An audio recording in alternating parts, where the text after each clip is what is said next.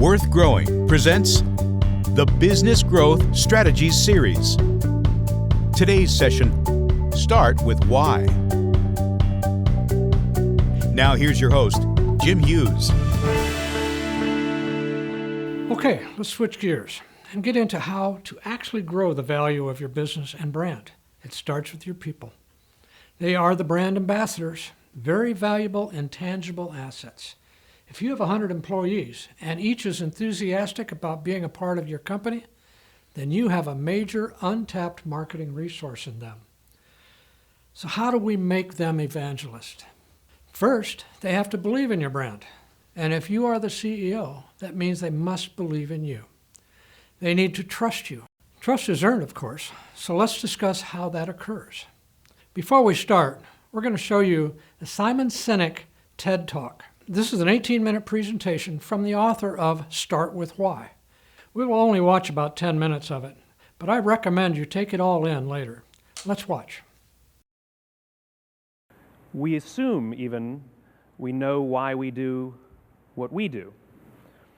But then how do you explain when things don't go as we assume? Or better, how do you explain when others are able to achieve things that seem to defy all of the assumptions? For example, why is Apple so innovative? Year after year after year after year, they're more innovative than all their competition. And yet they're just a computer company. They're just like everyone else. They have the same access to the same talent, the same agencies, the same consultants, the same media. Then why is it that they seem to have something different? Why is it that Martin Luther King led the civil rights movement? He wasn't the only man who suffered in a pre-civil rights America, and he certainly wasn't the only great orator of the day. Why him? And why is it that the Wright brothers were able to figure out controlled powered manned flight when there were certainly other teams who were better qualified, better funded, and they didn't achieve powered manned flight, and the Wright brothers beat them to it? There's something else at play here. About 3.5 years ago, I made a discovery, and this discovery profoundly changed my view on how I thought the world worked, and it even profoundly changed the way in which I operate in it. As it turns out, there's a pattern. As it turns out, all the great and inspiring leaders and organizations in the world, whether it's Apple or Martin Luther King or the Wright brothers, they all think, act, and communicate the exact same way, and it's the complete opposite to everyone else. All I did was codify it. And it's probably the world's simplest idea. I call it the golden circle.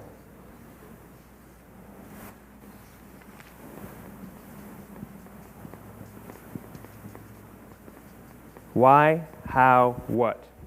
This little idea explains why some organizations and some leaders are able to inspire where others aren't. Let me define the terms really quickly. Every single person, every single organization on the planet knows what they do, 100%. Some know how they do it, whether you call it your differentiating value proposition or your proprietary process or your USP. But very, very few people or organizations know why they do what they do. And by why, I don't mean to make a profit. That's a result. It's always a result. By why, I mean what's your purpose? What's your cause? What's your belief? Why does your organization exist? Well, as a result, the way we think, the way we act, the way we communicate is from the outside in. It's obvious. We go from the clearest thing to the fuzziest thing. But the inspired leaders and the inspired organizations, regardless of their size, regardless of their industry, all think, act, and communicate from the inside out. Let me give you an example. I use Apple because they're easy to understand and everybody gets it. If Apple were like everyone else, a marketing message from them might sound like this.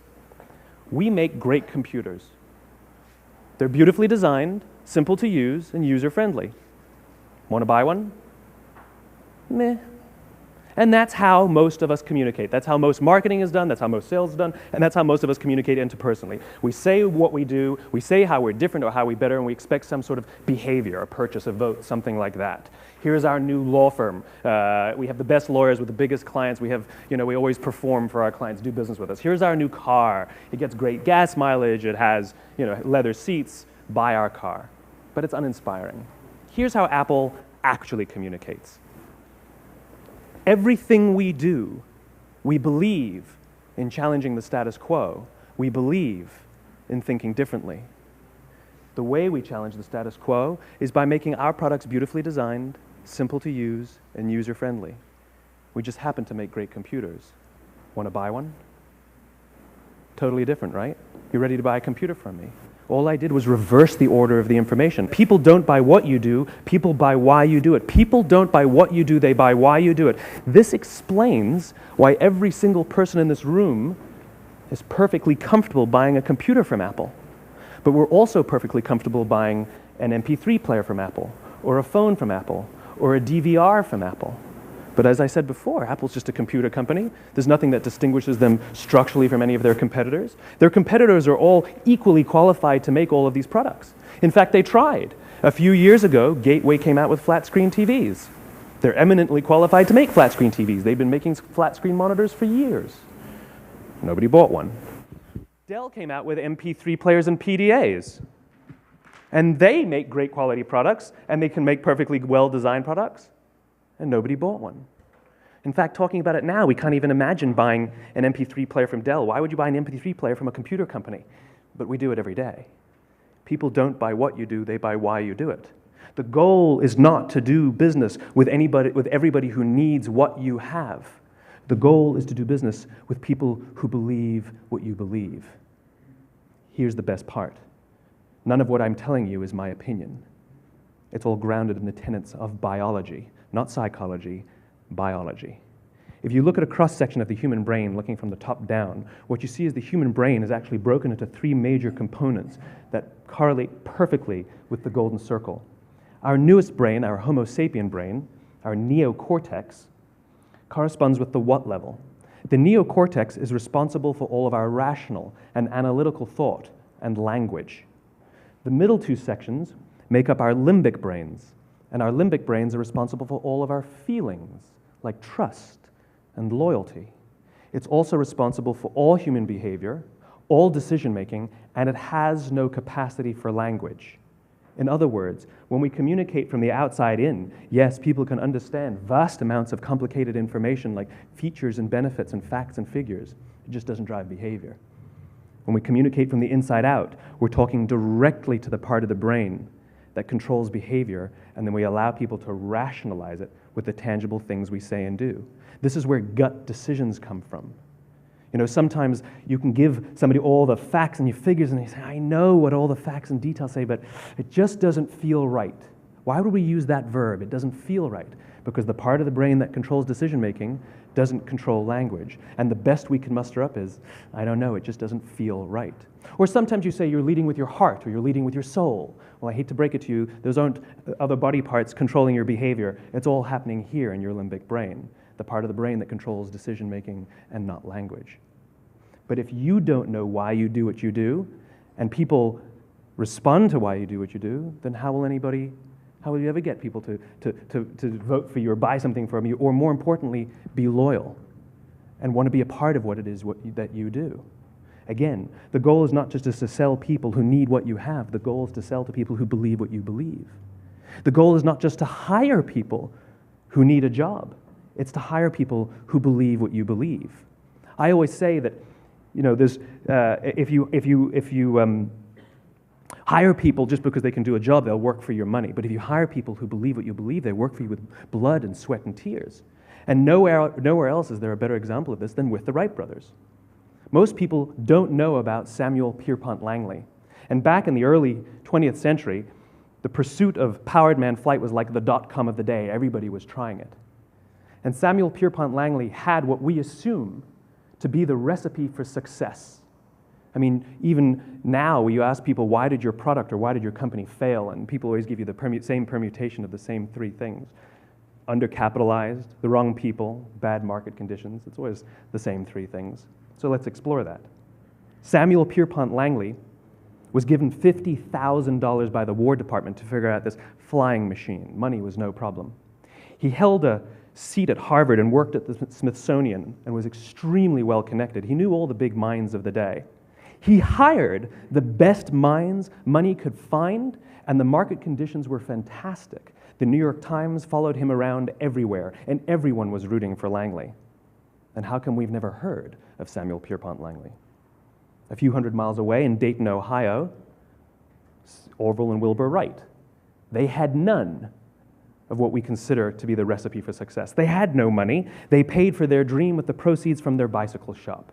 Not a single person on the Wright brothers' team had a college education, not even Orville or Wilbur.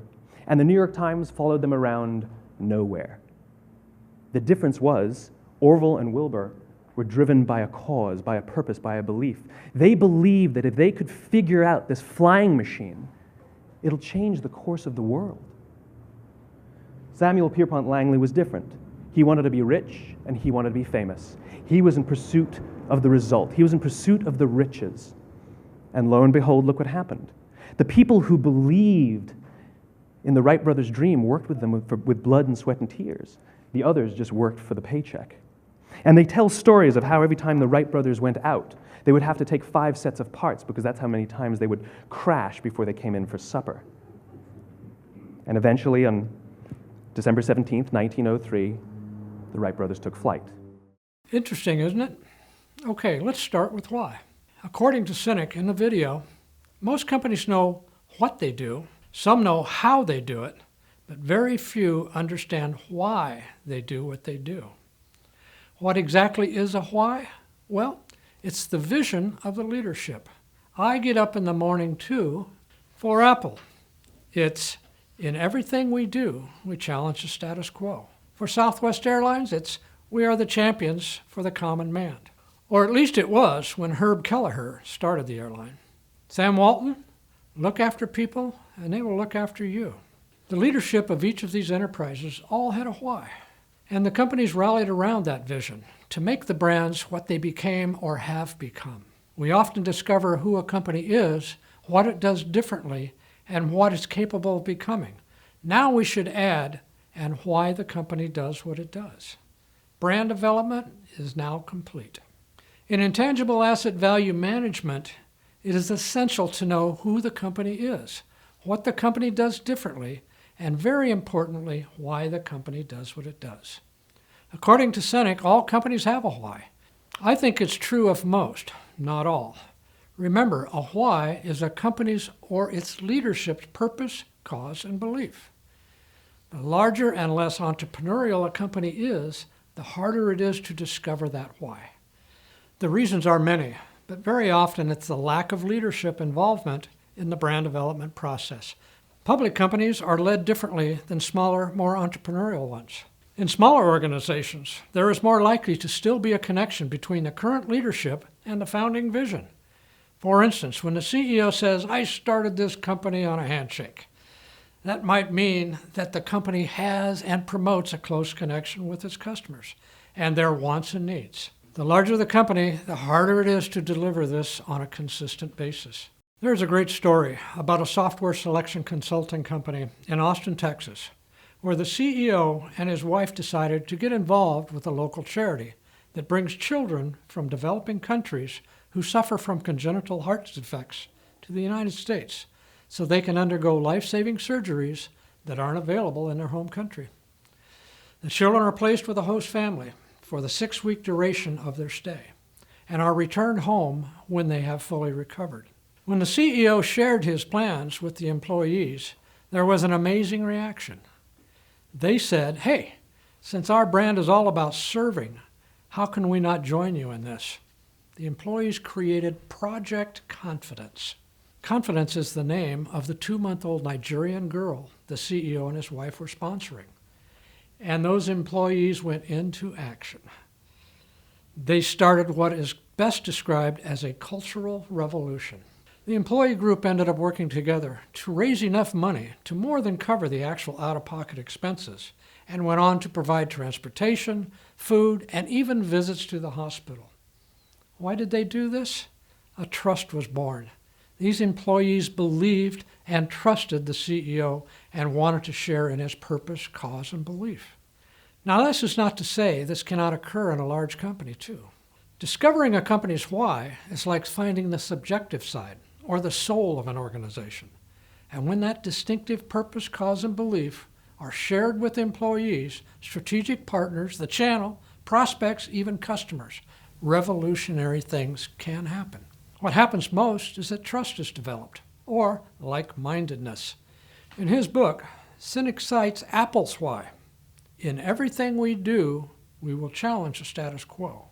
And that why is still practiced today.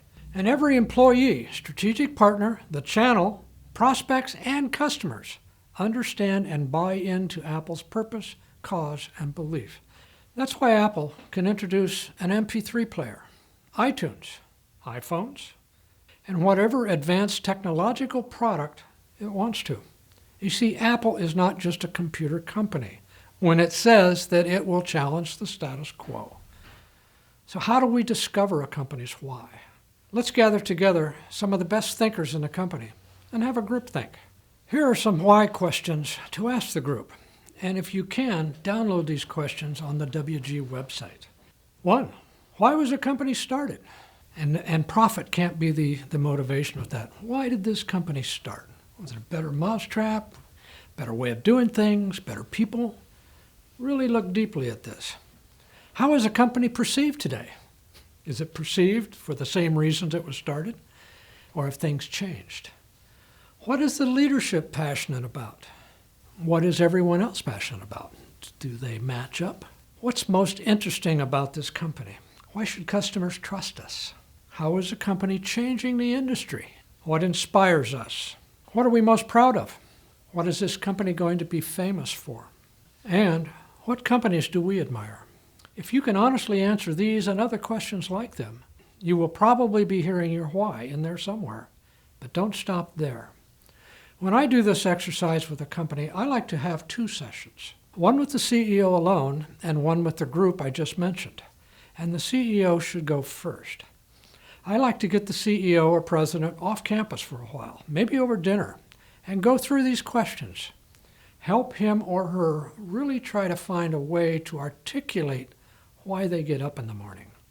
If we are successful, then I would share the CEO's outcomes with the bigger group before I start the second session. My reason is to see how like-minded we all are from the beginning. Often there's an agreement with the CEO's reason for getting up in the morning, and the second session isn't even needed.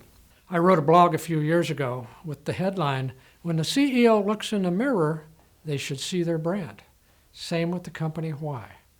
It needs to come from the very top of the organization, then of course shared with and adopted by the entire company. I worked on a brand initiative in Northern California a few years ago. The company was Eldorado Restoration. What Eldorado does is disaster remediation. In other words, if you have a fire or wind damage, a tree comes through your roof, a flood, or any of those things, they come in and they repair that damage. When it was time to get into the why part, I went to dinner with the CEO and his wife, who was in charge of marketing and operations. While we were going through the questions, the CE told me that when he was a young boy, his house burnt down. He lost everything.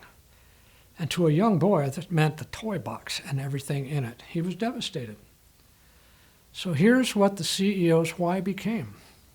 We understand the trauma of disaster, and we want to help rectify the personal misfortune with the highest quality, service, and integrity. When I shared this statement with the rest of the employees in a presentation, they unanimously agreed that they too shared the leadership's sense of compassion for their customers.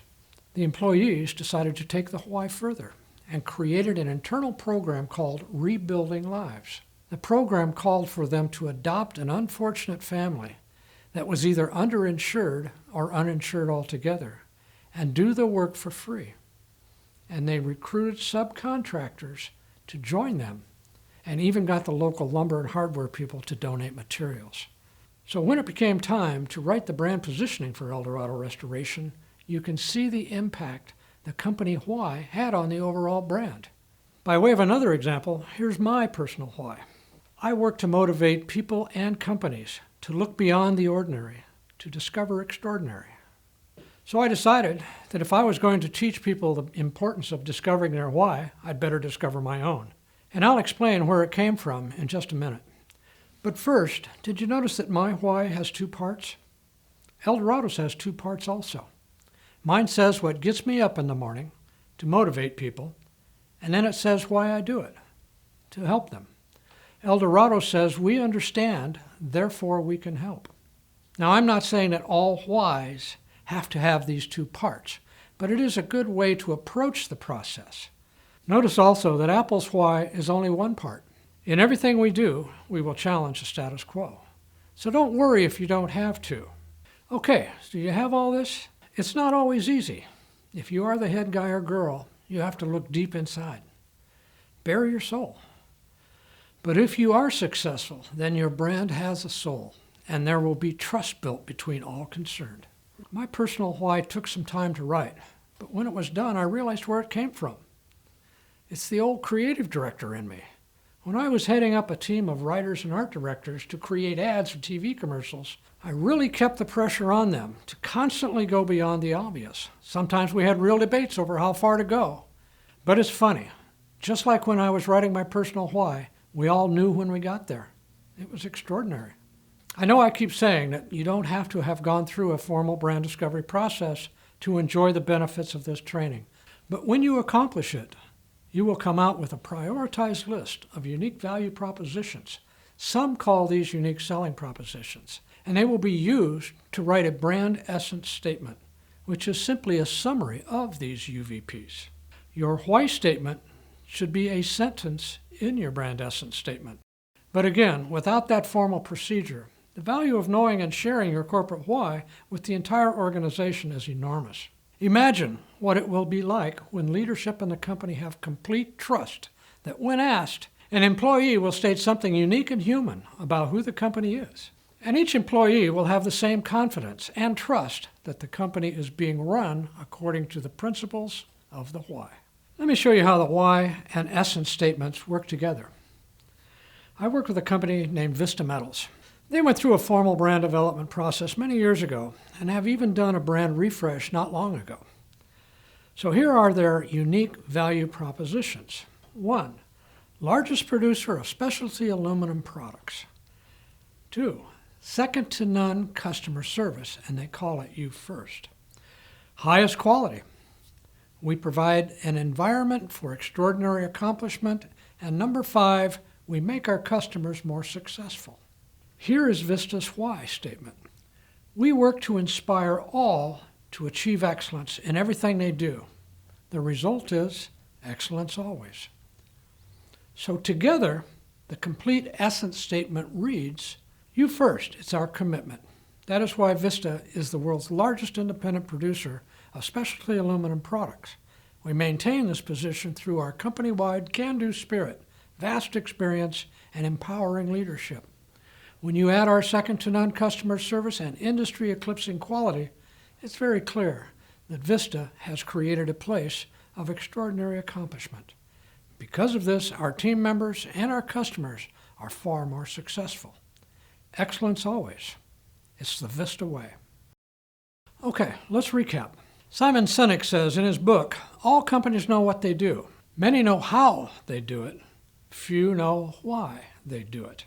To discover why your company does what it does, you must dig deep into the soul of leadership and look for the deeper reason than just profits. Once discovered, why statements become important for employees, customers, prospects, the channel, and the industry to understand that your company has a purpose, a cause, and a belief, one that they can all believe in and trust. We also reviewed the typical questions to ask in a discovery process and try to get your why accomplished before we ask the larger group. And finally, I showed you a couple of examples of completed whys, the outcomes, El Dorado's compassion for their customers, and my own personal why. Okay, that wraps up Start With Why. Get the book, watch the entire Simon Sinek TED Talk, and remember, learning is growing.